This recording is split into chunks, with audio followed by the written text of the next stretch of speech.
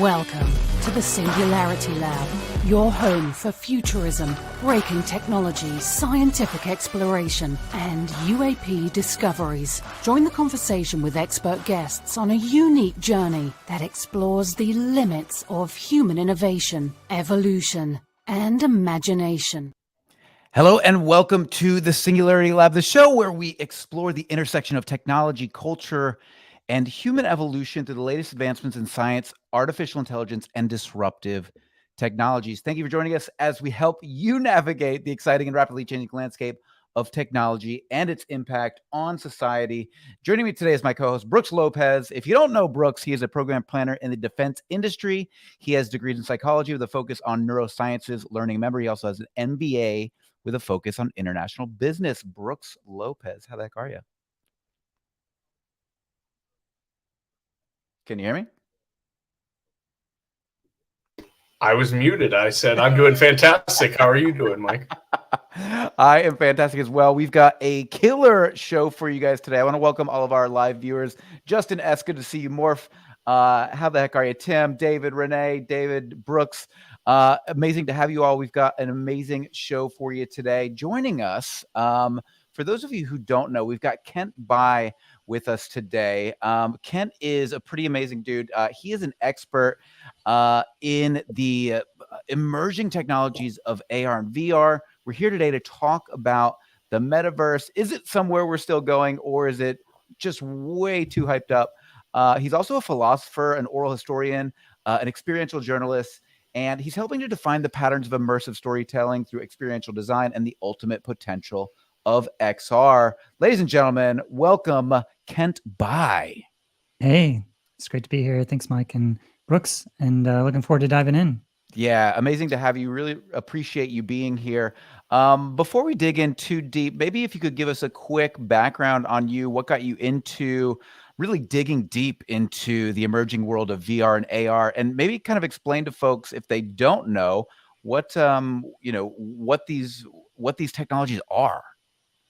Yeah, so I guess going back to high school, I was really good at math and science, but also really into making videos, and so I always kind of had one foot in the science realm and one foot in the art realm.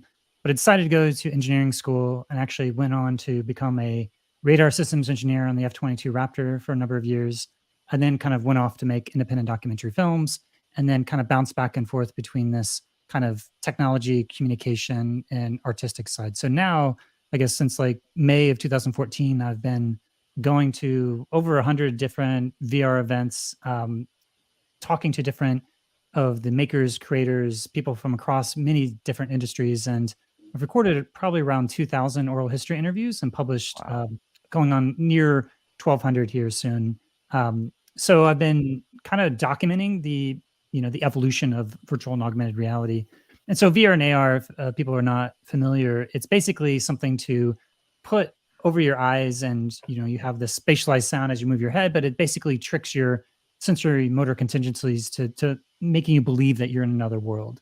So it's this kind of moving into this 2D representation of computing, moving into this more 3D and embodied sense of computing, where it's stimulating all of our senses. It's making us feel like we have this sense of embodied presence and mental and social presence, active presence, and emotional presence. So it's essentially combining all the other communication media into one master media.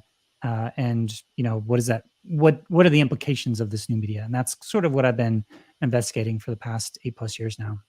Right. So what are you finding, as this technology evolves, as we begin to, right now, I think why don't you do this? Maybe you could tell us, what are the main use cases currently for VR and AR, and where do you see this headed? You've really explored a huge swath of the folks who are in this technology on a day-to-day basis. But for those of us who aren't, who are, here on YouTube and in the two-dimensional world, and we use social media and we use Twitter and we use Facebook, and some of us just don't have an experiential understanding of VR and AR. Can you tell us the state of the technology today, and then we'll kind of walk into where it's going? Yeah, maybe a brief little history lesson would be helpful as well, because it goes back to the 60s, actually. And Simon Wardley has this model where he says that there's like these 4 distinct phases of as technology evolves. There's the kind of duct tape prototype of just proving out that idea is even possible. And then you have the custom bespoke enterprise applications. And then you move into the consumer market. And then you have something that maybe eventually gets into this sense of mass ubiquity. So VR in this early phases goes all the way back to the 60s, where it was actually funded by the Defense Department to do training. And actually, that's sort of one of the most compelling of implementations of virtual reality since the 60s and still even today. You can even go back even further, back to like the link trainers, which were kind of flight simulation. So finding ways you can actually train soldiers in our military to be, in these dangerous situations and have this kind of virtual representation where they're able to immerse themselves into that situation to be more prepared. And then you get into the 90s where you start to get into the more enterprise applications. You have NASA and other folks within academic institutions that were experimenting with it. But at that point, it costs millions of dollars. And then you have just in the since like 2012 with the Oculus Rift, you had this kind of confluence of all these technologies from the mobile phone to be able to have the displays and the IMUs and ways to be able to sense as your head's moving around. Basically, there's a critical mass of all the core technologies that you needed in order to create this thing you put on your head to be able to basically trick your senses that you're in another world. So you had this sort of revolution of consumer VR that really started. We're coming up on the 10-year anniversary at the end of March, where the Oculus DK1, that was the first development kit that was sent out. So we're about a decade into it being widely available for people for a couple $100. And you just need to know how to use a sort of a game engine like Unity or Unreal Engine, or maybe write your own, or we have things that are happening on the web. So you have all these sort of confluence of the video game industry and the film industry, and aspects of architecture and human computer interaction and web design, theater. So there's kind of a fusion of all these different design disciplines. And what's happened is that you actually have this kind of spread out across all these different industry domains. I think the biggest one obviously is gaming, where people have the Oculus Rift into the Oculus Quest, and then there's the Valve Index, and you basically have a mirroring of what you see in the video game industry, which is that you have the PC VR, which is like the PC gaming. Then you have like the console gaming, which is sort of what we have with the Quest, and the PlayStation VR just launched. And then you have the more mobile gaming, which that right now mobile and console is kind of like fused together. And then you have like the arcades, which in the pandemic a lot of that shut down. But you have like people that are able to go to the Void or other places where you'd have like a multi-sensory experience, and as you're going into like the Star Wars world or other immersive experiences. So it's like gaming has been the thing that's really thrusted into the consumer market. But you have everything from medical applications to training applications, architecture, and people that are using it for documenting memories, and storytelling has been a big one that I've been covering within the context of these film festivals. And there's so many different applications across all these that I've sort of been documenting over the last 8+ years. But in essence, it's like a new communication media. So what are the affordances of that media and what's it enable is sort of what I've been trying to get at the root of with the Voices of VR podcast for 8+ years now. Right.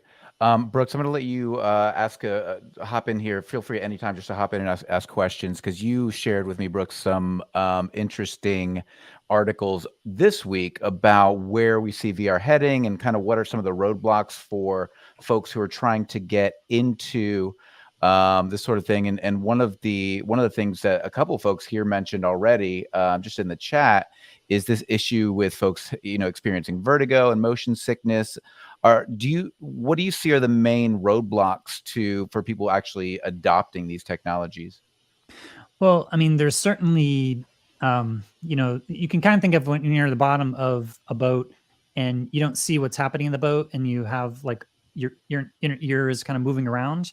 That gives you motion sickness. Well, VR is kind of like the opposite of that, meaning that you're seeing you kind of moving through these different spaces, but your inner ear isn't necessarily always matching. And so for some people that causes a lot of motion sickness, but you can mitigate that by like the different types of virtual reality design that has different locomotion schemes and kind of mitigates that kind of vection that happens that is the catalyst for some of those motion sickness. And so a lot of that I think is partly due because there's this design affordances that can mitigate that.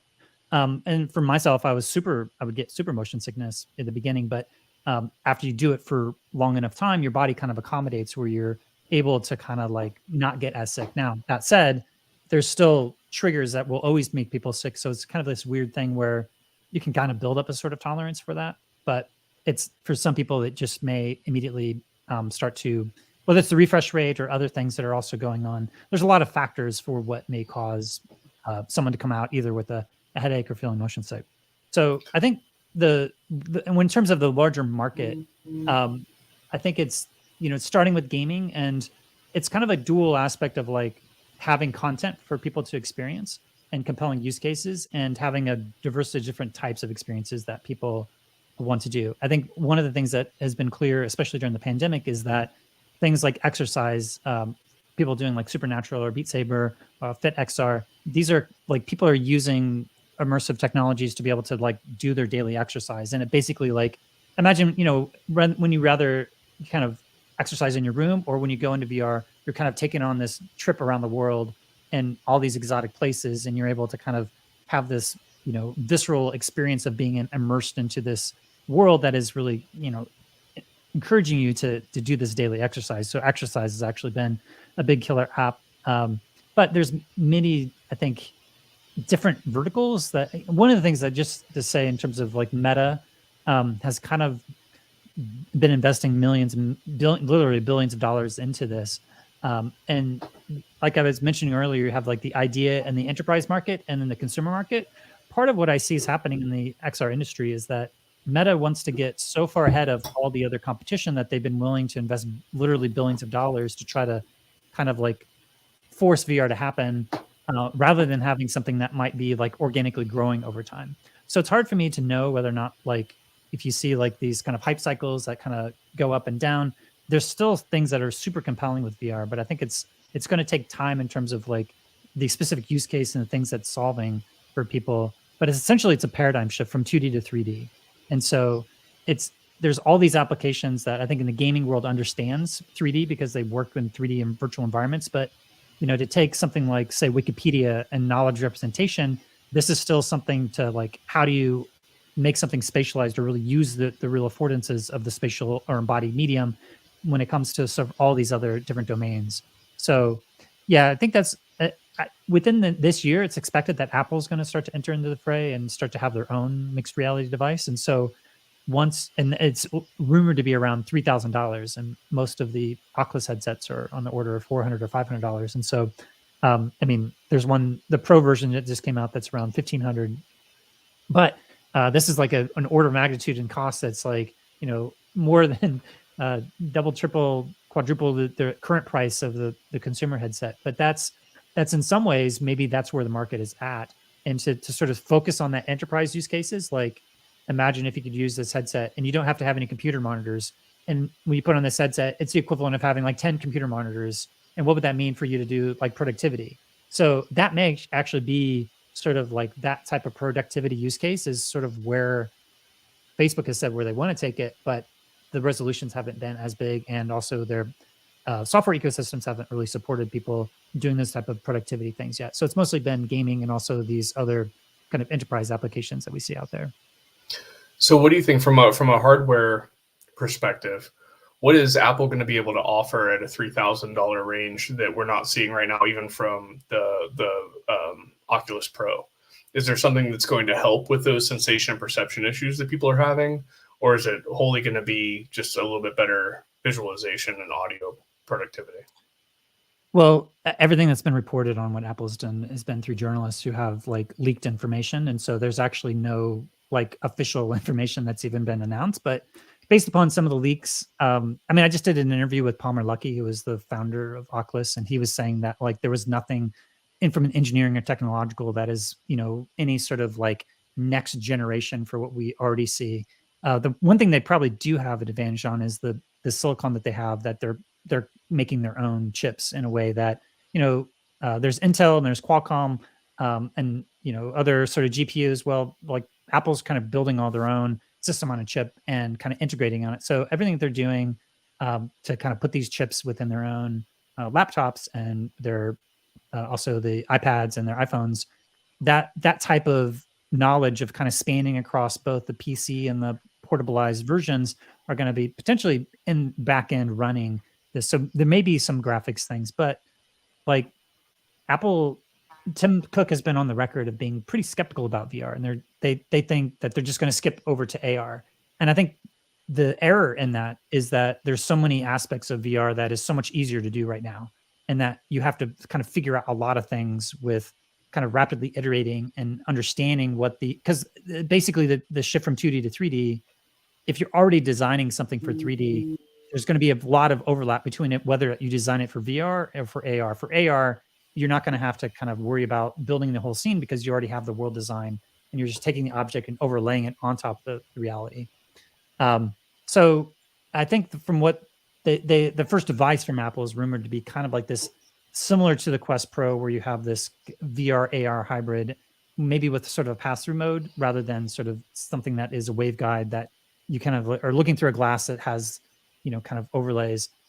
With the approach that Meta is taking is that they're just using cameras, and then from the cameras they're sending that digital information, the photons, into their optic systems, rather than have to try to worry about the stabilization.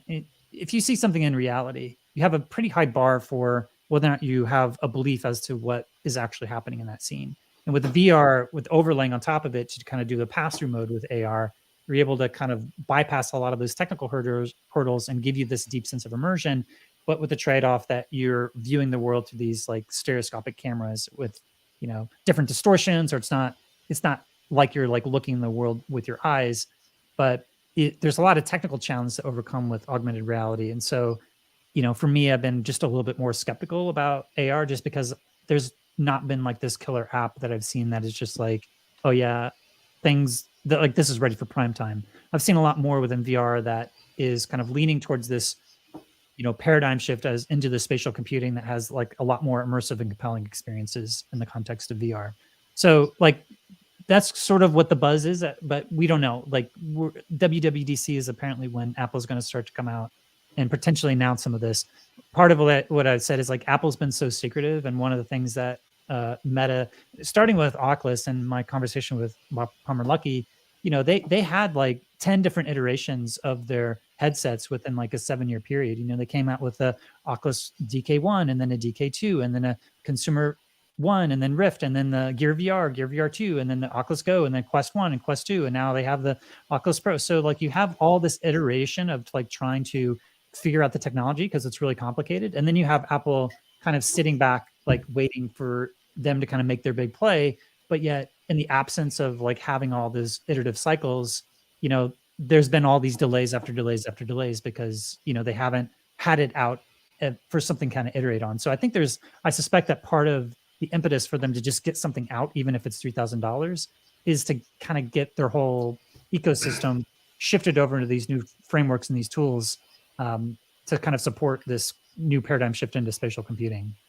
That makes sense. So let me just real quick, I want to validate here two of the things you said and see if I'm right in understanding this. So you're saying that their chipset is not going to be necessarily based from TSMC, the Taiwanese chip company that produces for both Qualcomm and Intel. It's something a little bit different. And then the other big thing was potentially it would have, and I'm guessing here, but an actual clear lens front that could be shifted to a camera visualization for VR, but be a clear lens front for AR. Well, a lot of what that's been described by the press, and a lot, some of these reporters are not necessarily like XR reporters, but so they'll use terms like mixed reality headset, and it's like, okay, well, Windows called their VR headsets mixed reality headsets, but that's kind of a perversion for what most people in the VR industry would think of as a quote unquote mixed reality. It was a VR headset that they were branding as mixed reality with the aspiration to eventually get to mixed reality. And that's so there's the HoloLens, right? Well, yeah, the Microsoft had a couple of programs that they've actually been sort of winding down to a certain degree, where on the one end you have this mixed reality spectrum where you have physical reality, and then you have different layers that you're overlaying different types of virtual aspects, but in the center of gravity, if you're still in reality, overlaying digital objects with an augmentation. And then you have kind of a mixed reality pass-through where you're in the center of gravity in the virtual world, but you have a pass-through of the real world coming through, but it's mediated through the headset. So you're kind of in that, you're kind of closed off in the world, but you're getting that through these lenses. and then the virtual reality is at that far extreme. So it's unsure. It's unclear as to like what they actually mean until they actually announce something or we get better leaks or more information. Right. We'll have to wait until WWDC to really know. But in terms of the chipset, I mean, Apple has been creating their own chips for the iPhone and iOS. So just kind of look at what they've been doing with their stuff and kind of imagine their next generations of those as they kind of, there's a part of what VR represents is this, huge paradigm shift in the way that we do computing.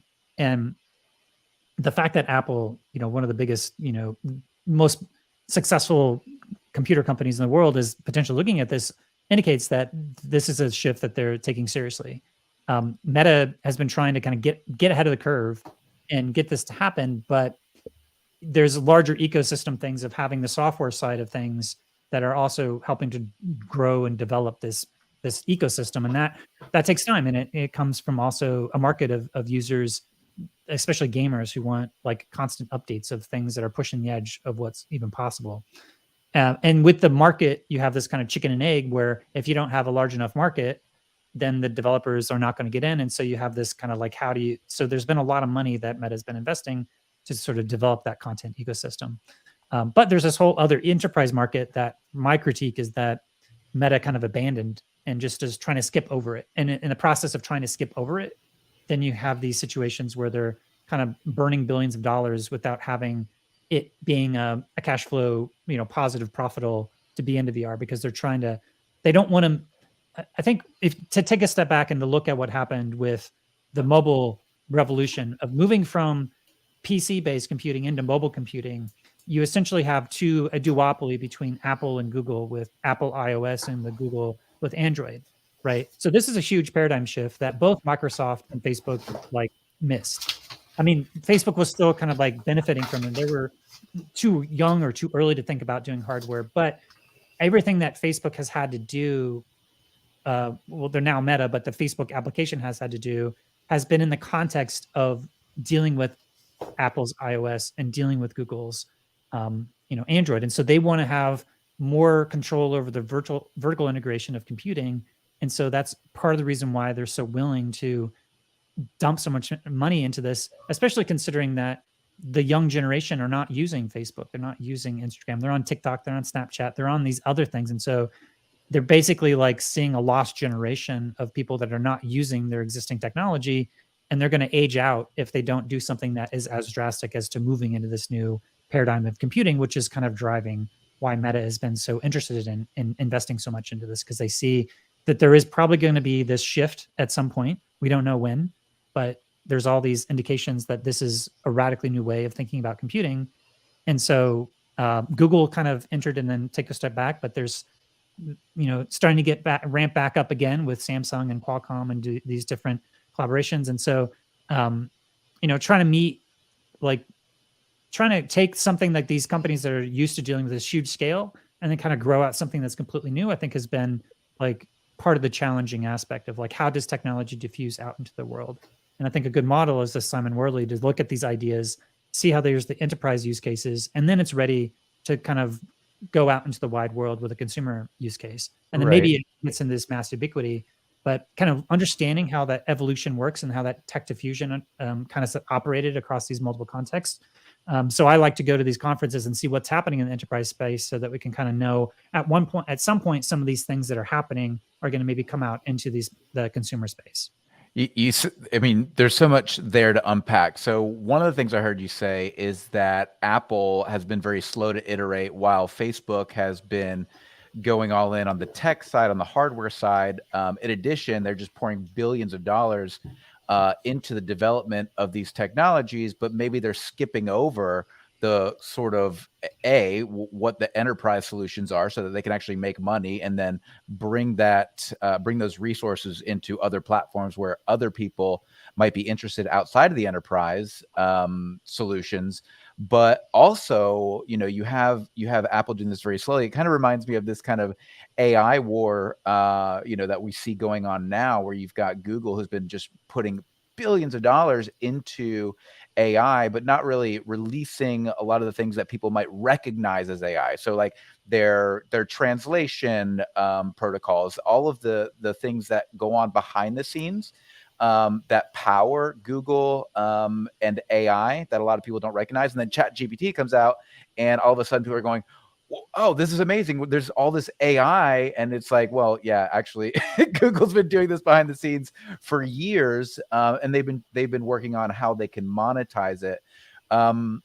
So when it comes to Facebook pouring, all this money into what they would describe as the future of the metaverse, and it's surprising to me that they would kind of overlook this business model, this enterprise business model. It's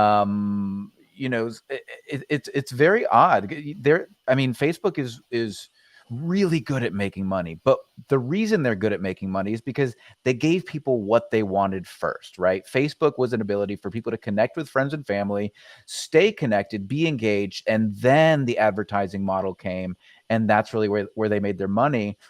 Have they just lost sight of how to give people what they want first and then make money? Like I'm just confused as to why they don't understand the business model, or am I missing something? Well, I think if they could roll back time, maybe they would have made some different decisions. But I think it's hard to it's easy to have hindsight as 2020 as to have where VR is at now, 10 years on, than where it was when it, at the very beginning. I think that as people think about how does technology diffuse, how do you bring about new technologies into consumer space, in some ways, there's an unprecedented nature with any kind of new emerging technology that's doing something radically new. You can look at examples for how smartphones or how the internet diffuse, but those are often over many decades of things, as all these kind of infrastructures have come out before they're ready to actually get out into the mainstream. And so there may be just kind of a lack of historical context for why they did that. But I think with their kind of stated goals of having a dual line of having the Quest consumer and then the Quest Pro, you have this $1,500 headset, and then you have the $400 to $500 headset. So you have this kind of triple the price that has facial tracking and eye tracking and some of the other sensor technologies they want to start to be training their AI models to be included into for the future of kind of being able to represent your facial representations and having more of the fidelity of when you have an interaction in social VR and you have stuff with facial tracking, and it's actually tracking your facial expressions, that can give a sense of emotional. We're on a video conference right now, and we can see each other's faces, and that's a much higher fidelity of communication that has proven that most people are perfectly happy with using something like Zoom to do work meetings remotely or to have these types of conversations. But there is something that's different but if you think about a Zoom meeting or a conference, there's one conversation that happens. But when you think about a conference or a gathering or a cocktail party, you want to go and be able to move around and talk to different people. And that's kind of what you get with the spatialization with the virtual reality, is that it kind of replicates that team meeting sense where you are around the table and you turn to someone who's next to you and you say something, and you can have that kind of localized, spatialized audio. So that's the idea for how that could be used in a work context. But some of the kind of friction over just getting the technology to work to do that is not as easy as Skype was around forever, but then Zoom kind of came in and ate their lunch, in part because they're you just need a link, you click on it and you're in. You don't have to right. go through all the user account and stuff. You do have that for sometimes, but it's basically a way to lower the friction of onboarding for people at a time where we actually really needed a tool like that. So, but VR, the way that I look at it is I sense that VR is going to be this really compelling medium. I just don't know when. Right. I don't know, what are the things. And this is not new, right? I mean, this is what we you started this in 2014. You started looking into this technology, and you've been asking the same question for the last almost 10 years, no? Yeah. What is the ultimate potential of this technology? In the episode 1000 that I did, it was basically a 3-hour retrospective of all the different mini potentials. And in a lot of sense, the metaverse is an aspirational potential for what we could imagine from, starting with the Neil Stephenson and Snow Crash, kind of like what would it mean to kind of walk down a street? And you know, like right now when we cruise the internet, we are kind of flattened. What our identity is, we can just look at a web page and we're anonymous. But when you're spatialized into kind of this vision of the quote unquote metaverse, you have a physical embodiment with an avatar representation and an identity that is potentially persistent across different websites. And so you have this kind of shift from what would this computing look like if, you know, you have your phone, you have your operating system. What if that operating system is like a real-time virtual environment that other people are also able to see that same state? That's essentially what you have when you go from 2D to 3D, is that you have this shared context, this spatialized context that you have. And, you know, there's lots of different potential applications for why that's useful. I mean, we still gather together like with people because there's something special when you bring a bunch of people together and to meet face to face in this kind of emerging kind of dynamic spontaneity that can happen. And that I see that occurs in like platforms like VR chat, where you have these virtual worlds where people are kind of hanging out in that way. But, you know, to what is going to be the catalyst that's going to take something that is this weird niche thing that, you know, a few people have been really diehard and, you know, committed to for a long time, and then kind of catapult it into the mainstream. You know, maybe there's more, you know, like we have COVID, and then that was like a first wave. What if there's like 3 or 4 or 10 more viruses like that over the next 20 years that, you know, completely changes the way that we, like, there's a certain risk that is involved with going out into physical reality that maybe you mitigate, and you mitigate that risk and still get the essence of that type of social interactions that you may have traveled across the world to go to a conference. But now, if enough people, you know, there's a principle called Metcalfe's law, which is that a network is as valuable as the number of people that are connected to that network. And then once you have enough of your friends and enough of that network where it's valuable enough for people to go into, then you have things like people are willing to pay how much money, 30 to 40 to 50, $60 a month for their data plans for their phone, because that represents the network that they're able to be connected to, the internet and everything else. And so we might, you know, at some point, what is that threshold that we cross where people are willing to buy a headset because their friends are there? They want to experience something that they're not going to be able to have without that device.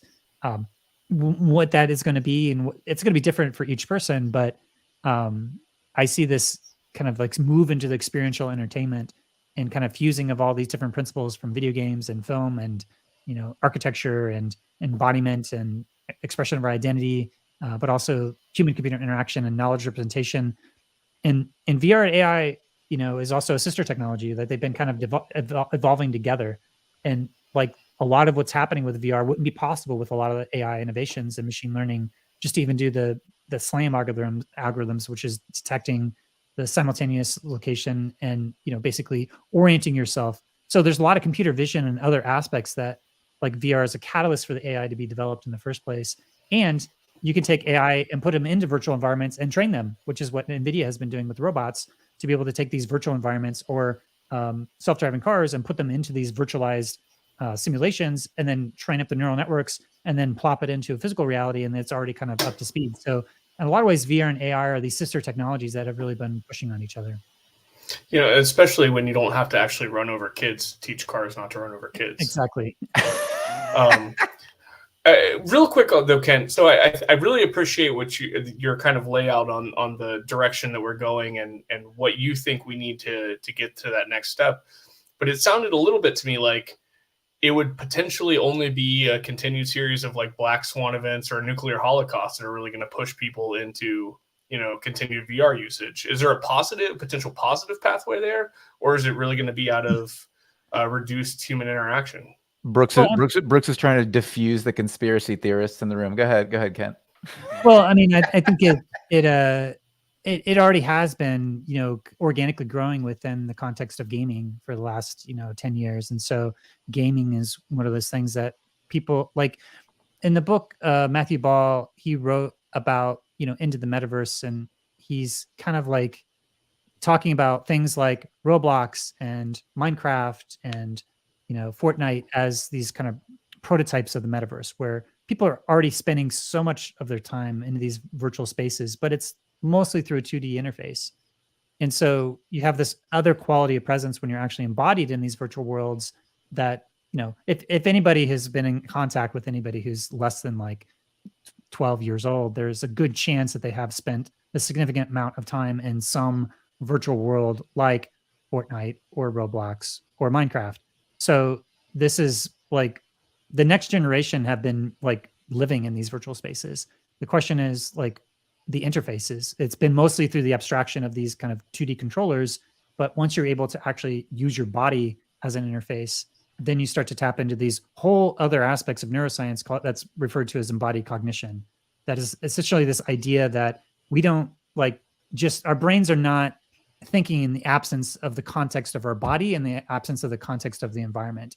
Like we're actually, our sense making processes are about taking in this information, and it has to go through our body through these different metaphors that we have learned through our experience with the world. And at the end of the day, we're taking action. And so we're moving.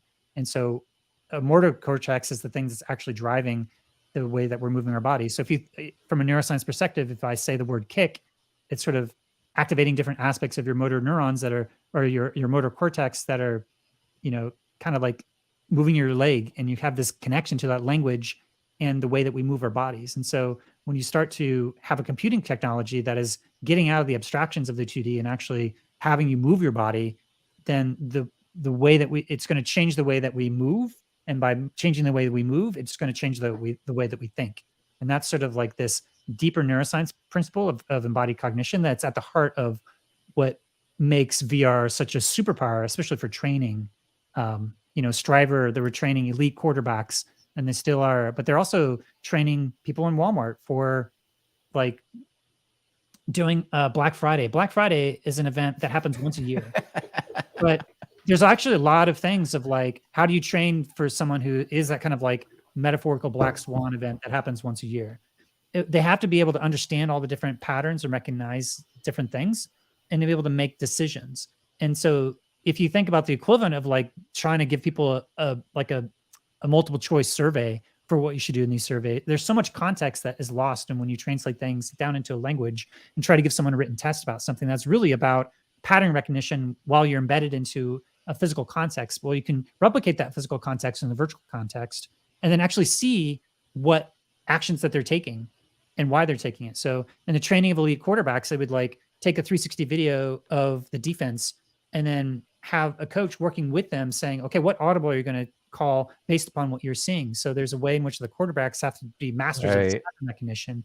That same like principle of elite quarterbacks understanding those pattern recognitions are applicable to so many different other jobs that have been used for VR training. So if you walk into any Walmart, in the back, there's going to be a VR headset that's used by Striver for training situations.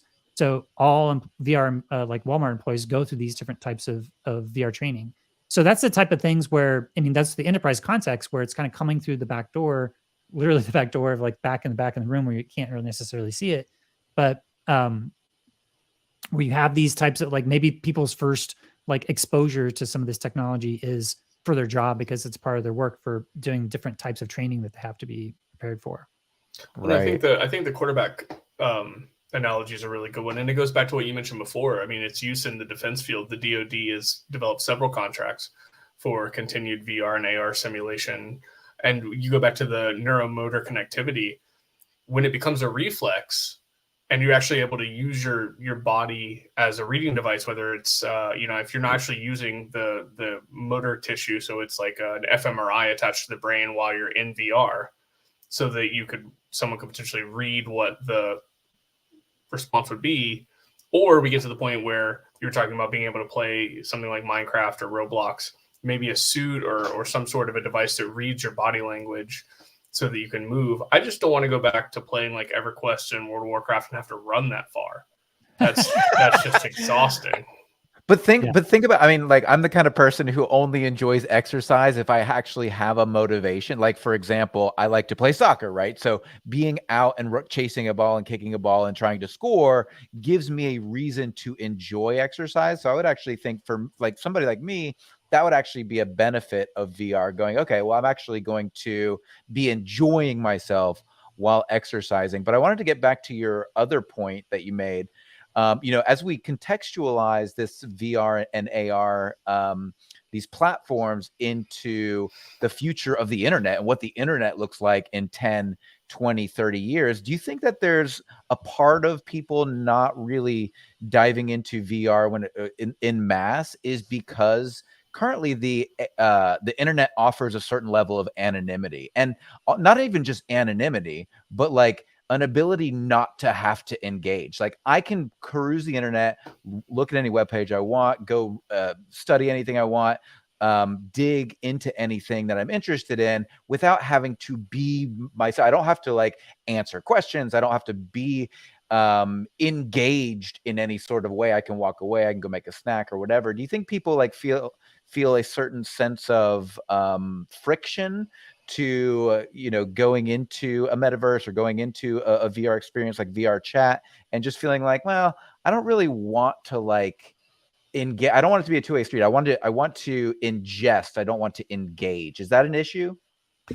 Well, there are entire communities within VR chat that they self-describe as mutes, where they don't speak.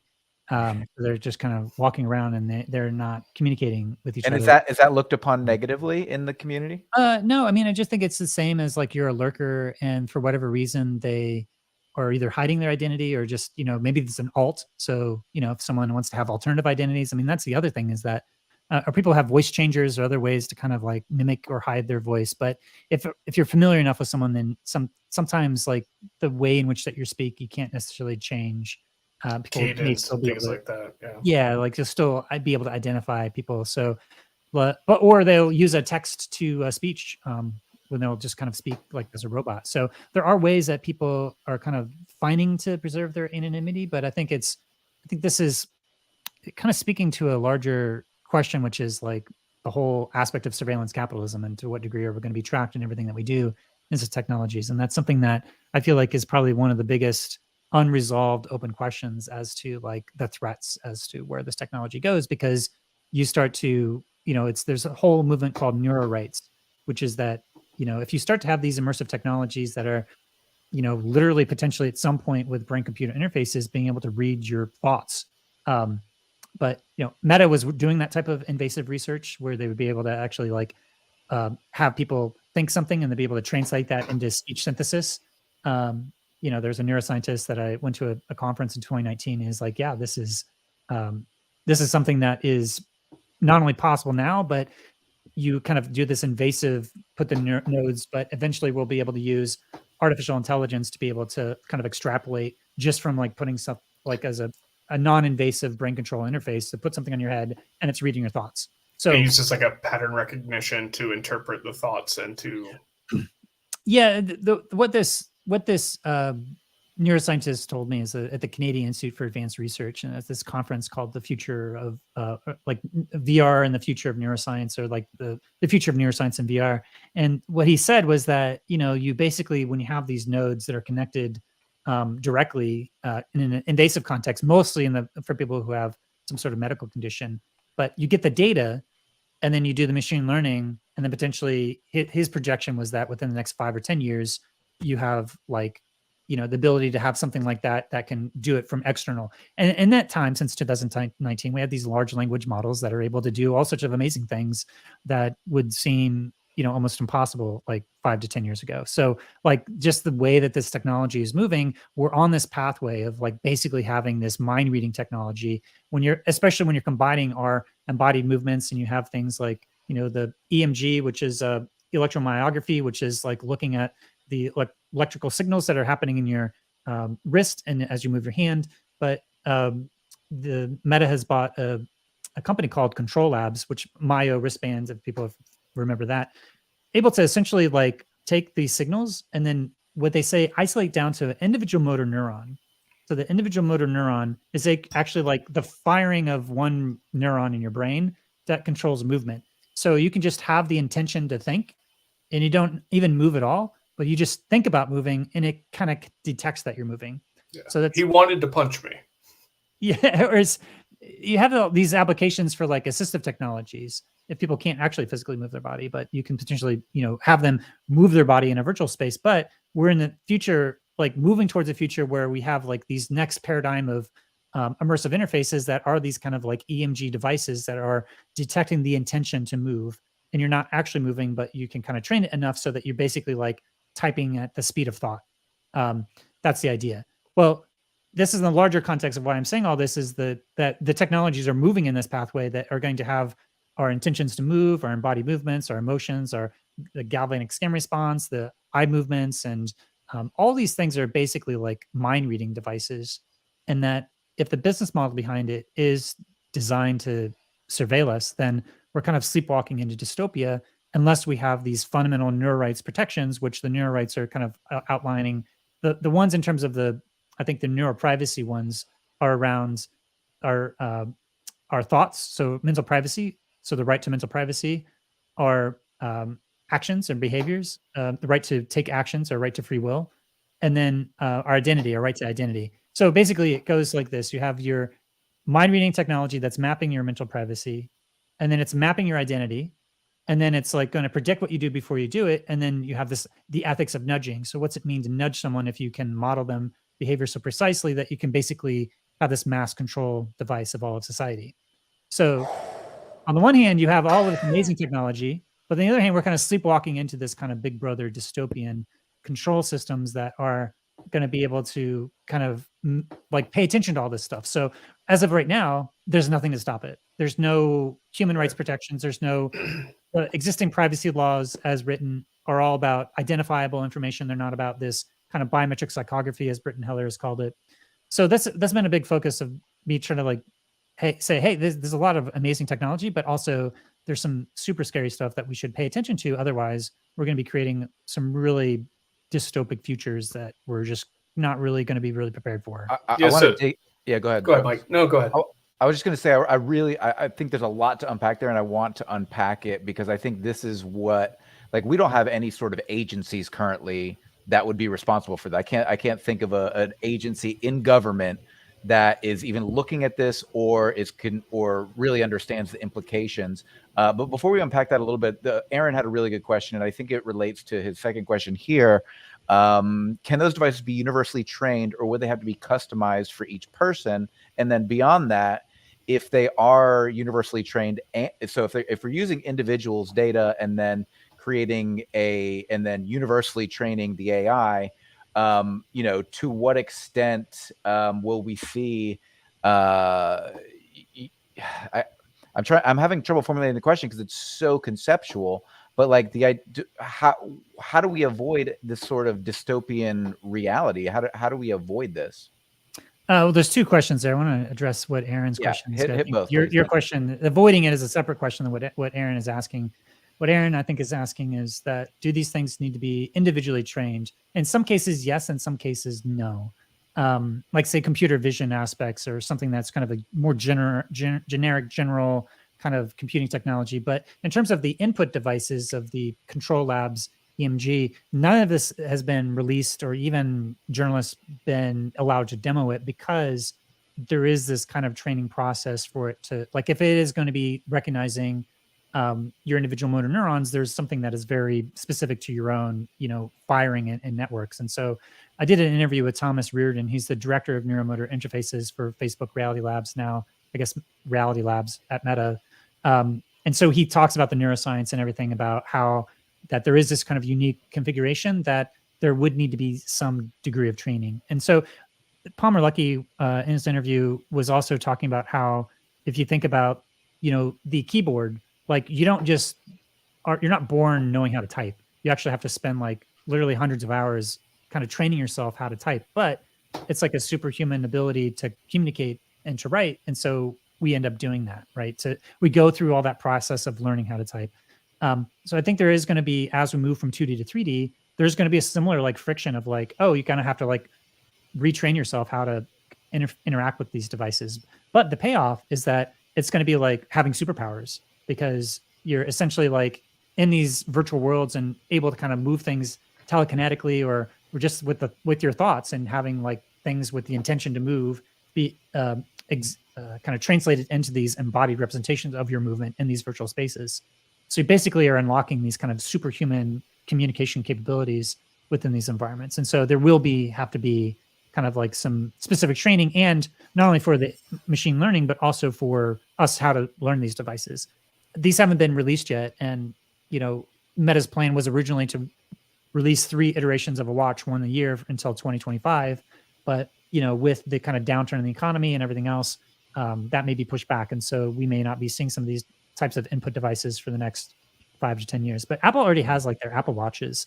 And so there's going to be a fusion between like the Apple Watch ecosystem, the kind of their vision for like this wearable computing. There's a lot of like reasons why the next iterations of the future of computing is going to be like these wrist-based devices that are going to be able to detect our movements. Now, there's other aspects of having 6 degrees of freedom, tracked hand tracking, and everything else that Meta has been working on. And also the controllers are state of the art for Meta that actually have a physical controller. And some of what Apple has been saying is, they may just have like no controller, or it's kind of unclear as to what kind of controller they have. Again, we'll have to wait and see as to what kind of input devices like Apple has. So back to how do we prevent dystopia? I think this is, it's a dilemma called the Calling Ridge dilemma, which is essentially, you don't want to like legislate too soon because you don't want to stifle innovation. But then if you wait for too long, it's already diffused out into society and people have already gotten used to it. You can't put the genie back in the bottle.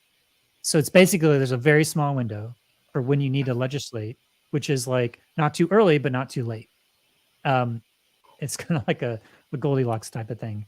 And I think the EU, the European Union, has actually been at the forefront of how to regulate with this. And they have like a tri-body process. What they went through the GDPR, which is the General Data Protection Regulations.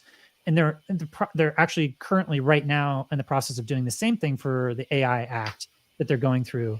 I have an interview that I'll be airing before I go out to South by Southwest in a week and a half or so. I'm giving a talk on the ultimate potential of VR at South by Southwest to kind of like go into all these different potentials. But ahead of that, I did a bunch of interviews with people about ethics. And one of the things that I wanted to see is like, hey, what's happening at the legislative level? Because I'm really freaked out. And like, what's the most viable way to kind of like put a clamp on this? And the US is probably 10 to 15 or maybe 20 years behind where it needs to be in terms of regulating technology. They're just like woefully unprepared. And with how polarized it is in the United States right now, it's basically impossible to pass any legislation that's meaningful. 20 years is very generous. Yeah, it's probably 50. But. It's way behind. Even like privacy, both Democrats and Republicans agree there needs to be a federal privacy law. Privacy in the United States is kind of fragmented amongst like, there's privacy for your health. And so there's health data. So there's HIPAA. There's privacy for education information. And so there's FERPA. There's even privacy for video rentals from video stores, because it was going to be like a Supreme Court justice. Their video history was going to be revealed. And they're like, no, we have to have a very specific law for video rentals. So it's basically very fragmented for how U.S. addresses privacy, and there's state law. So it's basically like federal and state law. So most of the cutting edge laws in the United States are to the states. But there's a way that there's interest to try to like preempt all those state laws to have one comprehensive federal law.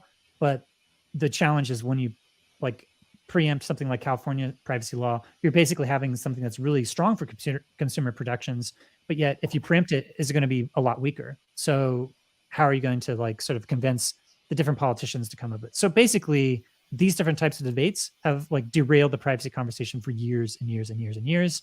And the best hope is to look at what the GDPR is doing in the European Union, because at the minimum, if these technology companies, like GDPR and that sort of like legislative like approach is kind of spreading around the world.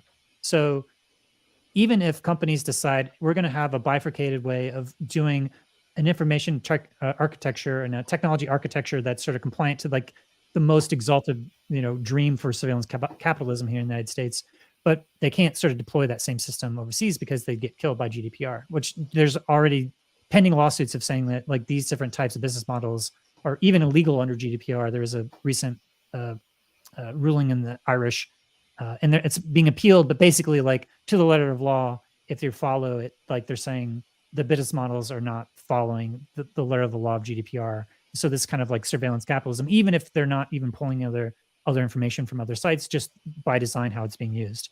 So given all that, like this is something that's been freaking me out. How do we present this dystopia? The best hope at this point is to look at the way that the European Union is creating these different consumer protections and privacy laws, and AI regulation, because yeah, like I said, it's pretty hopeless if you look at what's happening here in the context of the United States. And you can even throw the match to the gasoline of how does jurisprudence interpret the legislation that gets put in place. I mean, we've seen even in the past couple of weeks, the Supreme Court decide themselves that they're probably not ready for the upcoming Google cases. Yeah, and even so, yeah, there's one thing to pass the legislation, and it's another thing to enforce it, which is kind of the phase we're in for privacy laws. But yeah, even like, I mean, the whole system in the United States is so like, I kind of lost hope about like seeing that there's going to be any reasonable like approach to this. And so it's basically like the Wild West.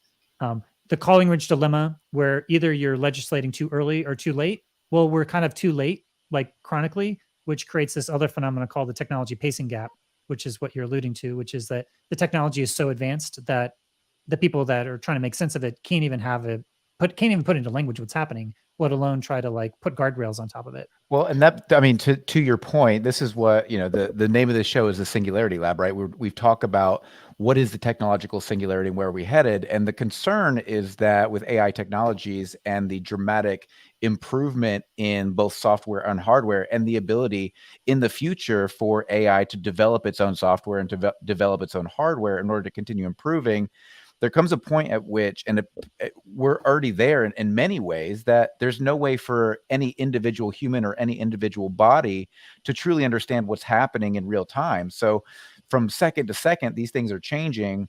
If we can't even figure it out now, to what level are we going to be able to figure out as all of these technologies begin to emerge? And so I guess my question for you is, and not to go too deep into this dystopian reality, but let's take a more positive outlook for a moment and just think about the intersection of all of these technologies between AI, VR, and the ability for these software systems to continually improve and update themselves. Where do you see where's the convergence in your mind over the next 10 years of of AR, VR, and AI? Like, where do you see this heading? And maybe from a more positive outlook. Well, I mean, there's again a couple of questions in there. One is around the intersection of VR and AR, and AI and VR and XR. I could say AI and XR, and then the other is sort of what's happening with AI. And like, I guess I'm a little bit of a skeptic around the concept of a technological singularity, because, well, so I went to the International Joint Conference of Artificial Intelligence from 2016 to 2018, and I've done probably over 100, maybe close to 200 interviews with AI researchers. And I was so busy with the Voices of VR that I never really fully launched the Voices of AI. But I've spent a lot of time talking to AI researchers and trying to get a sense of where the technology is at and where it's going. And very similarly, in the way that I see VR as a tool for humans, I see that AI is a tool for humans in many different contexts, and that there's a danger of kind of exalting AI into like this kind of self-contained God almost, like that's like kind of directing its own intentions. At the end of the day, it's always humans in the loop, whether it's humans owning the AI, even if there's autonomous agents. There's laws around the European Union of like, what if there's robots with AI? Should we treat those robots as humans? Because wouldn't that be easier than, rather than creating like a bifurcated tiered list of extra laws for these autonomous agents, should we just treat them as humans? There's actually a lot of pushback to that idea, because at the end of the day, there's always a human in the loop of who's owning it or who's controlling it. I mean, the idea that AI would just sort of be a completely autonomous, absent of any deeper economic context, is kind of like, it's like searching for a liability shield of saying, well, let's just treat them as humans. It's like, just like we treat corporations as humans, the way to like, not really, it's like to give them rights, but not to prosecute them as humans. So it's similar type of discussions that I would just caution as we think about this kind of like autonomy that we're giving to AI, it's never absent the deeper context of an economic situation where there's somebody who's a company that is traded that they're following some laws. Now there is an issue of like explainable AI was a big thing in terms of like how do we explain what's happening and why are these things making the decisions that they're making, and if there's Right. these infinite dimensions of feature spaces that they're kind of like operating and making, like it, even if they tried to explain it, we wouldn't necessarily even necessarily comprehend it. So there is this way in which that the mode of thinking that is at this abstracted mathematical level that we can't translate down into English that we can understand, it does make it unexplainable to a certain degree. And if it's unexplainable, then what is the ways that we're kind of interfacing with the technology? But I think there was one graphic that I sent along. Maybe it's worth pulling that up because I think it's worth like pulling this up. It's the second one that I sent. So this is I'd say a tech stack that you can. Lawrence Lessig has this pathetic dot theory where he says that any sort of social economic control has like basically culture, laws, the economy, and the tech architecture. And if you look at this, I think you can sort of start to nest it where at the deepest context, we have to be in relationship to the earth. And then it's humans that are on the earth that are creating the culture. And it's the cultural context that is setting the laws that we're operating by. Now, some of these things, when you start to talk about like the laws of this jurisdiction of the United States versus the laws of another world or another sort of country, what happens when you're in a shared virtual space? What's the jurisdiction? At this point, it's like wherever the server is or wherever the owner of the company is. But when you think about the decentralized metaverse, you start to kind of like break down what those laws are, which introduces other dilemmas. But the point being is that you have the earth, you have the culture, you have the laws, and then you have the economy. So the economy exists within the legal context. So there's laws that are dictating what the economy can be. And then you have this sort of ethical guideline layer where you can start to influence the tech architectures, but also influence, the culture is kind of cultivating these design guidelines that we're trying to create. And then you have the layers of the network architecture, and then specifically to any sort of technology, you have like the layer of the hardware layer and the operating system and the app code and the user experience. But you can kind of think about like this question that you're asking here, like how do we navigate this? Well, there's a kind of a fractally nested or mereologically nested mereology, meaning there's holes and parts. But at the base, you have like the earth, culture, laws, economy, and then the tech architectures. So like anything that we're talking about here is still operating within this cultural, legal, and economic context. So anyway, you can take that away. I just want to, when I think about the metaverse, I think about it in this context because we have kind of the introduction of all of these things kind of being fused together as we start to move forward. Right. So, yeah, I think the biggest challenge. Okay, so the biggest thing, and you brought this up, the biggest thing that I have difficulty wrapping my brain around is when we get to a point where the AI is operating in such an extraordinary set of spaces, right? And it's just impossible to articulate that and bring it down to a human level.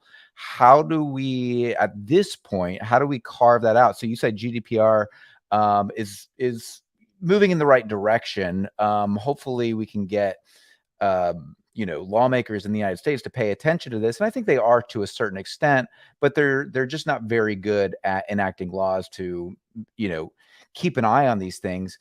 How do you see that playing out over the next 5, 10, 15 years when it comes to what you're actually seeing, what we're actually able to do, what we're actually able to legislate today? Do we catch up, or are we always playing catch up? Well, with the GDPR, I think it's important to note is that there is this interface for the legal institutions to say, hey, there's this right to privacy and here's how we treat it. You need to change your technological architectures to be able to meet that. And that actually kind of brought about huge shifts across many of the major tech companies that if they wanted to continue to do business in the European Union, they had to change the way that their technology was built. And so you have this real impact for how laws are passed that are kind of changing tech architecture. Now, like I said, that tech architecture is implemented. Now, whether or not we get the full protections of that here in the United States is another question, and whether or not they can create a bifurcated tech architectures where they have different things happening on the back end for different regions. I think as time goes on, it's going to be more and more difficult to know exactly where people are at, what the jurisdictions are, especially when things kind of meld together. But I think it's important to kind of realize that as things are passed in one place, then they kind of bring about these deeper shifts. And for me, looking into what the EU is doing, especially around the AI Act that's being debated right now, which means that there's certain applications of artificial intelligence that are going to be outright banned, not able to do certain things around like, say, discrimination or policing or autonomous, like lethal, having a robot make a decision to kill someone. I mean, things like that, where you're like, okay, these are sci-fi dystopians where we've kind of learned like, let's not sort of release all this into the wild. So the AI Act has like one section that's like, here's all the stuff that's banned. And then they have a whole class of like high risk stuff, which means that if you're doing stuff, then you need to be able to audit yourself or have other people audit you. I mean, that's sort of up to debate as to whether or not you're auditing yourself or other people auditing you, but be able to present like what you're doing to kind of bring about like some aspects of safety to these systems. And then there's a whole other class which is sort of unregulated, and it's like there's maybe some rules that are into that, but there's a tiered system basically. And that tier system is trying to look at the deepest harms that are possible for the technology at those different scales. And at what point do you need to like take aggressive action to say, you know what, we should just ban this use of the technology in this context. And then here's some situations that are risky and we should keep an eye on it. And so you need to kind of, there's obligations for you to report back to the government what's happening. But again, these are all things that are happening in the context of the EU. And so I think what we'll see, and there's probably, just as there's like federal law and state law, there's a competition or a diversity of different approaches. And there's not just one uniform approach, but that you have the kind of the opportunity to experiment and to see what works or what doesn't work. And I think just the same, these different countries are able to like, pass different laws. Like Chile, for example, they passed neurights and they put it in their constitution. Okay, that's great. Well, what happens when people consent to do that? Does a consent loophole mean that they're no longer have to like abide by these neurights that are protected by the Constitution? But yet, if you consent, so there's things of like even opt in or opt out, right? As you have these different laws are passed at different levels, then it becomes a matter of like how much it sort of shifts behaviors of the tech companies, which could be enough to shift the behaviors. And then if they transgress those boundaries that have been identified by the laws, then how do you enforce it? That's a whole other question. So you bring up the different tiers that the AI Act would potentially identify. And one of the ones you brought up, I think, was the potential for AI to determine whether or not to end someone's life. So you're talking about like a weaponized robot with machine learning and AI having a lethal action with no human in the loop, I guess. Yeah, that's the best way to say it. Absolutely, yeah. Where no human being has to make the determination. And that's one that we've kind of questioned even the validity of, even if there is a human in the loop using, something like a drone, there's a lot of questions there. I see the EU, you talked about our legislation being up to 20 years behind. I see the EU spending a lot more time and listening a lot more to experts than we are. Do you think there's any hope for our legislature to consider some of this stuff? And if so, are they going to do it within closed doors and make a determination based on what they see as, their party lines, or are they actually going to bring in experts and listen to them? I mean, from what I've seen, at least in the political process in the United States, it's so corrupted by lobbying firms and money, the big companies. So the tenor of the law, the reason why Silicon Valley is so powerful around the world is because in some ways they haven't had anybody holding them back. So I think that's part of the reason why we see so much strong legislation from the EU, is because the centers of power are not in their home countries. And so you have this kind of colonial impulse of the kind of technological colonialism of these United States-based companies that are dictating culture around the world. And we can look at that just in the context of, say, TikTok and what is happening with TikTok and how much of that data could be going directly into the CCP surveillance of Chinese surveillance. To what degree is the United States going to are we going to ban TikTok, or which has been a part of the discussions, or alternatively, we could come up with a federal privacy law that is applied equally to TikTok and applied equally to Meta. But I don't think that's what's going to happen. I think that we're going to have a tiered system where it's going to be reactionary. Hey, let's like sort of ban all companies from China, but sort of at the same time expect that all other countries around the world are going to continue to let the technology companies from the United States be able to do business around the world. And Julie Brill was a federal trade commissioner. She was working at Microsoft, and she was testifying in front of the FTC. And she's like, look, like the United States companies and the legislatures could do one of two things. We could do nothing and basically fall behind and not being able to compete around the world because our laws are not forcing our companies to be competitive because they're kind of going down these dark paths. Or we could sort of like get in line with where the rest of the world is going and start to implement more of these laws that it's more compatible so that there's less of a gap of like there was a decision that was like even like information transfer between the United States and like Europe. And there's a decision that was made that because some of that data could be fed into like the national security and like in a sort of the surveillance of, there's a third party doctrine that was basically like any information that's from a third party has no reasonable expectation of privacy. Well, using that, there's kind of justifying all this mass surveillance in the United States.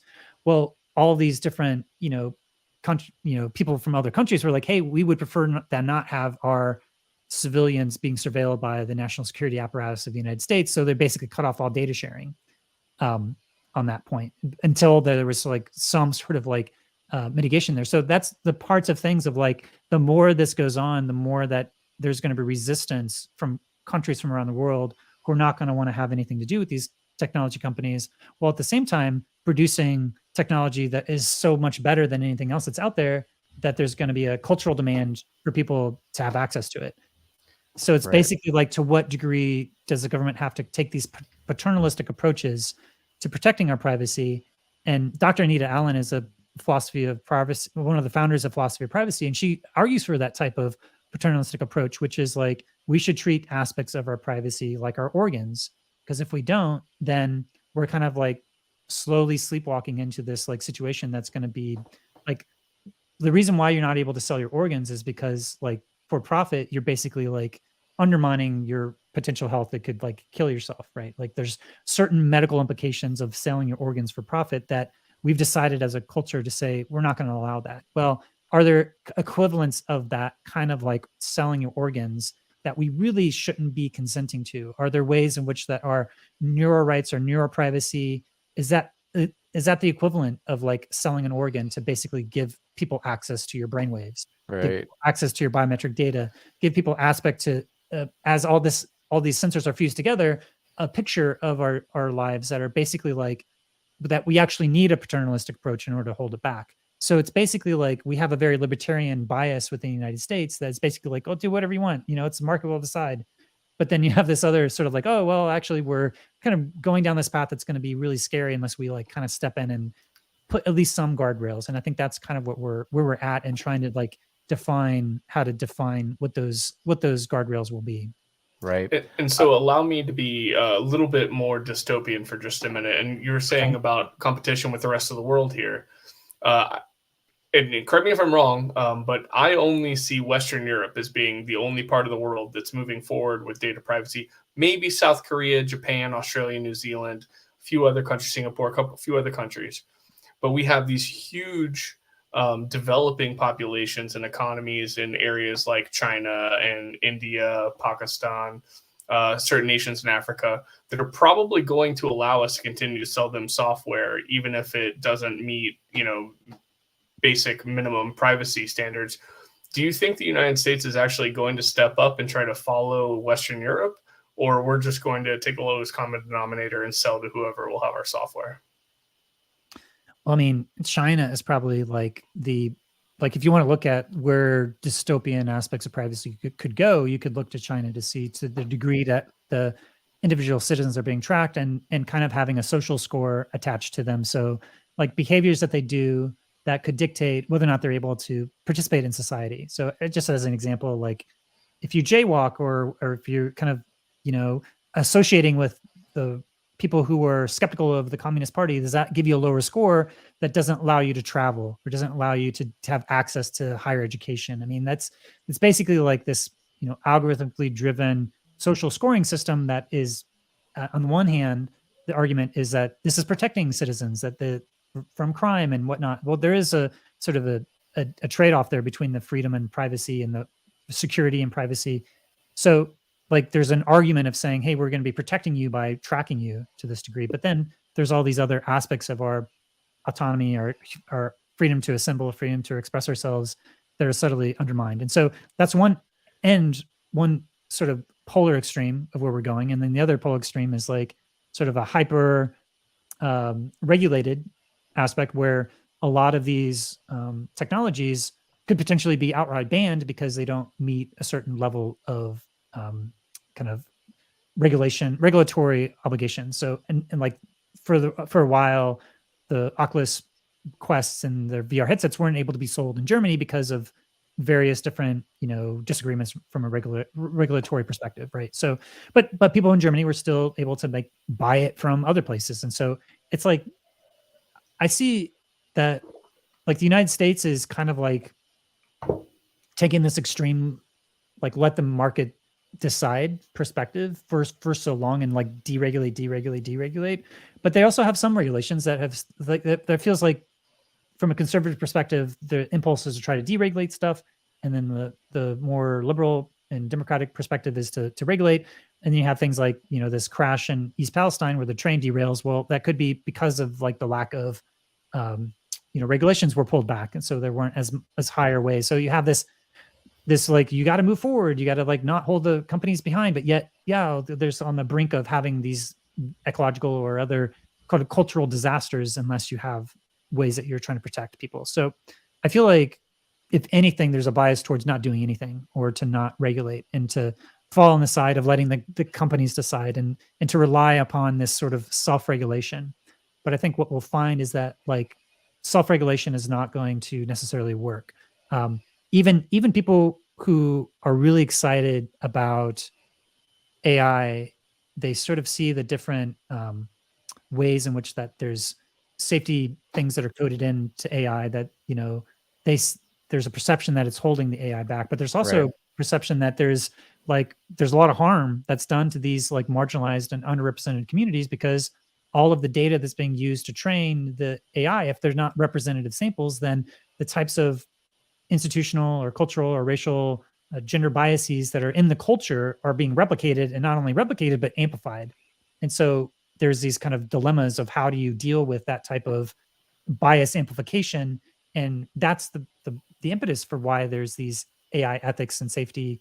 But some of those people, even within the internal to the companies that were trying to raise the red flag, were fired, and now they're kind of seen as being very prophetic. But yet there's still this kind of like excitement about the potentials of the technology that are not looking at the different ethical implications. So any technology has what's possible in the exalted and what's like the worst.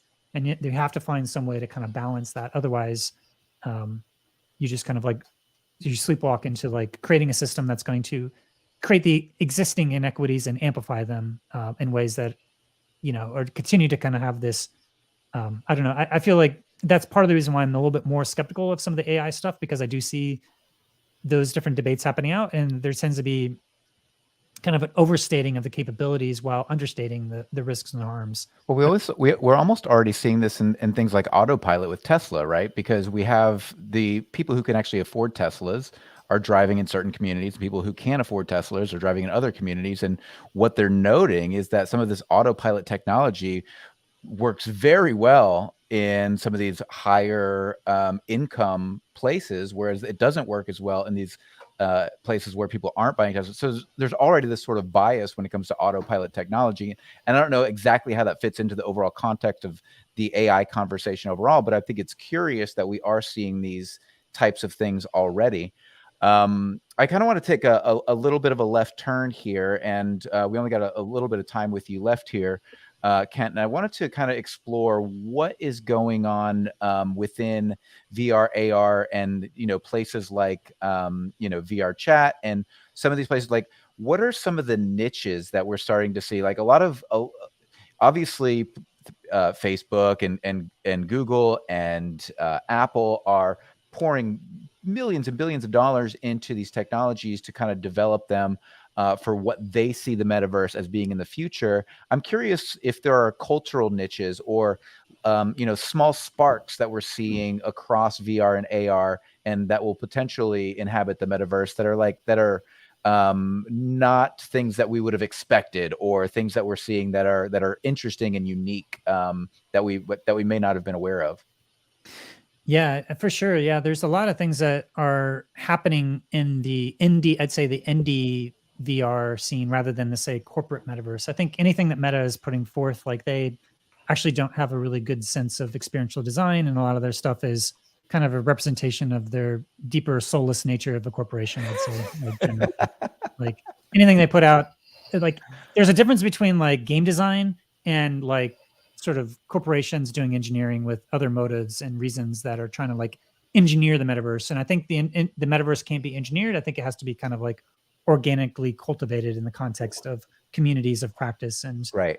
So that's sort of what I see in communities like VR Chat, where you have people. We have, first of all, a tiered system of people using like a mobile VR headset, but then you have a PC VR, and the PC VR world I think is like this kind of like whole wild scene where people are doing full body tracking, so they're able to actually put their entire body moving around. And so you have like dance communities and nightclubs and raves and just people that are kind of expressing themselves with these really high fidelity avatars and worlds that are being created there.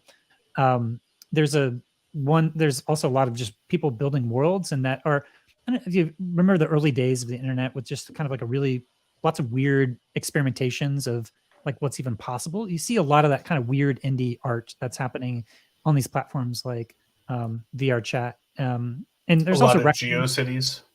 Yeah, kind of like the GeoCities vibe type of stuff. But it's in the spirit of kind of like weird, like avatar, like an avatar that's made out of cats. And so there's like 9 cats, and then this is my body, and I'm a cat, and just like kind of like these weird body and identity representations. So there's a lot of explorations of identity, and because you have the choice to be basically whatever you want. But also like the worlds that are designed in VR Chat are kind of like these explorations of like, there's this one creator named Dr. Morrow who's created this amazing surrealistic expression of his experience of Russia that kind of has this sci-fi tinge, and it's this world that you walk around and you just explore, and it's just constantly mind-bending of these references of Russian architecture with other kind of like potentially subtly hidden messages that are like, he says he doesn't mean anything, but there may be hidden messages that are in there. It's sort of like this kind of mystery as you walk around trying to make sense of how do you express yourself through this kind of surrealistic architecture. So there's a lot of communities. There's deaf communities. I actually recommend people check out this documentary by Joe Hunting. It's called We Met in Virtual Reality. It's on HBO Max. That you can see the different types of relationships and different ways that people are kind of engaging and interacting with each other. So when I sort of think about the future of where this is going, I look at the type of scenes that are happening in VR Chat, and just even the user interface. And you can create a public instance where you can have people in. You can create a private instance that your friends can come to, and then you can create a private instance where your friends of your friends can come to. So it's a friends plus. So you have these different social dynamics that I think are really quite interesting to say, okay, if we get rid of the bounds of space and time, and you would just have people into this shared cultural context for people to connect, what types of things are going to be created? What kind of cultures can be created out of people that have these really niche intersections of like dance culture and, these really amazing kind of like spatialized rave dance scenes where you go in and, there's one creator named PK who has these basically like spatialized music videos where it takes you on a journey and an adventure. It's kind of hard to describe, but in essence, if you imagine like going into like a Ready Player One type of experience where there's this boundless nature of these virtual worlds, and you're able to kind of like have people from around the world creating culture and creating artifacts together. That's sort of what's happening now. And I expect that at some point that the things that I'm seeing right now in VR Chat is going to become something that's much more mainstream at some point. I don't know when. I know that it'll probably happen, but it's sort of like this Heisenberg uncertainty where you can know like the position or velocity, but you don't know both. Right. I kind of know that it's going to happen, but I don't know when. It's right.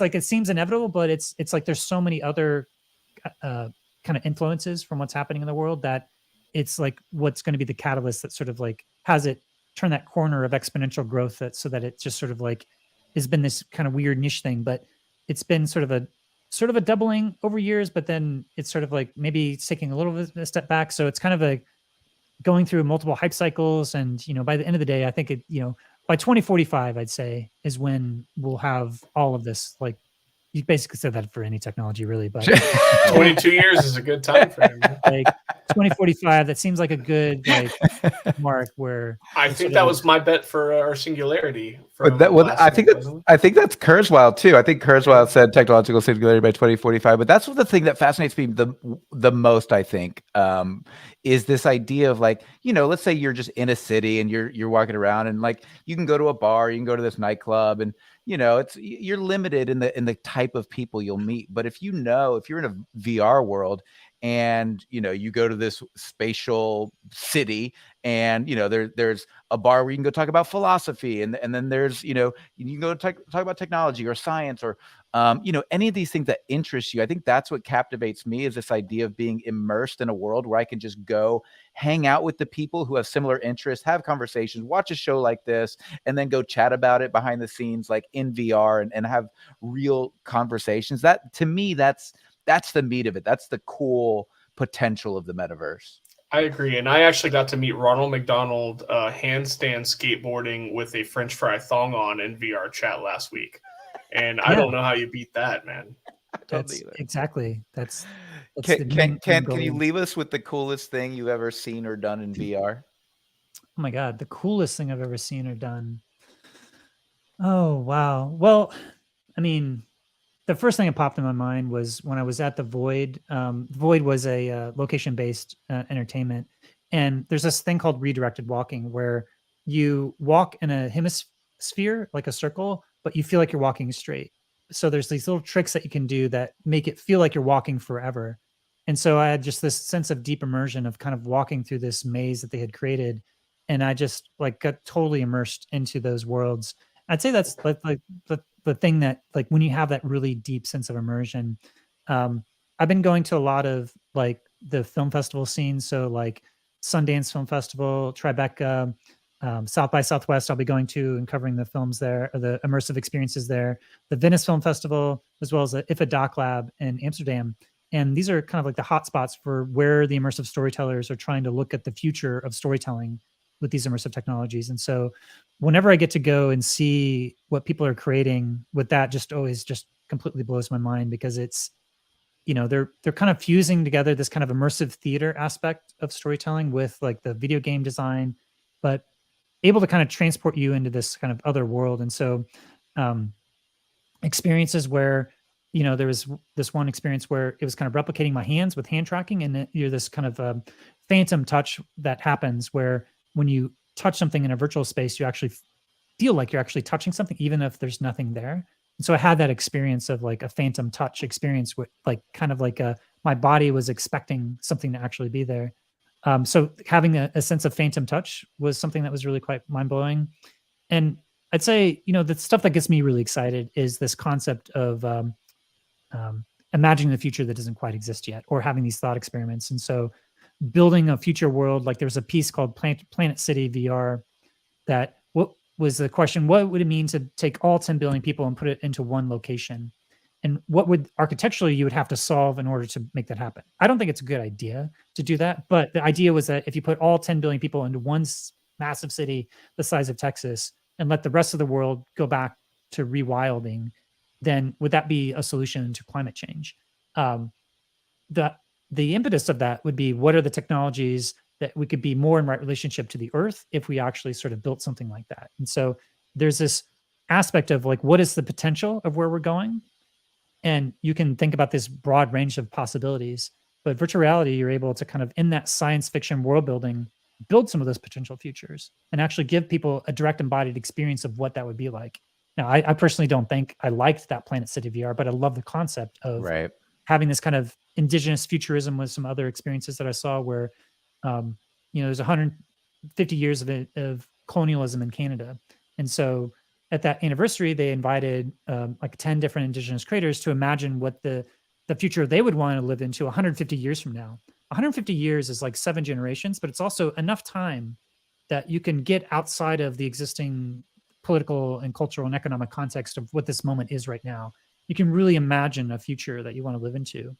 And so, given the possibility for people to imagine these potential futures and to see the way that when you go into VR, you kind of see what's possible and you have an experience, and then you actually come out of it and it changes the way that you perceive the world, but also like gives you this impetus to try to actually go out and maybe make some of those systems and structures and to kind of prototype these cultures that don't quite exist yet and take those cultural artifacts and those stories and those experiences and then sort of kind of prototype a future that is kind of more exalted for where we want to go. I think that's where we want to like live into for the potential of VR. And that's a lot of what I try to focus on my podcast, is trying to find the types of people that are doing that with the technology and really hold them up and point to them and saying, okay, here's what I see as like these different ultimate potentials of VR. My episode 1000, I sort of do a 3-hour retrospective of that. If people want more information, then I'd recommend you check out that Voices of VR episode 1000. You'll sort of do a whole deep dive into whole sorts of different inspiring potentials for where this technology could be going. This was the optimism that I knew you were going to bring to us. Kent, where else can people find you if they want to follow you, if they want to check out what you're doing? How do people get in touch? Yeah, I'm on Twitter at Kent Bai. I'm also at Voices of VR, and I'm on Patreon at Voices of VR. And so, yeah, and I'm on Mastodon as well, Mastodon Social at Kent Bai. And so, yeah, reach out and send me a tweet and follow up, and follow the podcast on Voices of VR. It's on all the different major podcasting platforms, and yeah, you can sort of tune in and see where the future of VR is going. That's amazing. Kent, what a pleasure you spending time with us and sharing not only what you've been ascertaining from all of the interviews. I mean, guys, he's got like thousands of interviews, so go check those out. Check out Voices of VR. I'm really excited about the potential for the metaverse.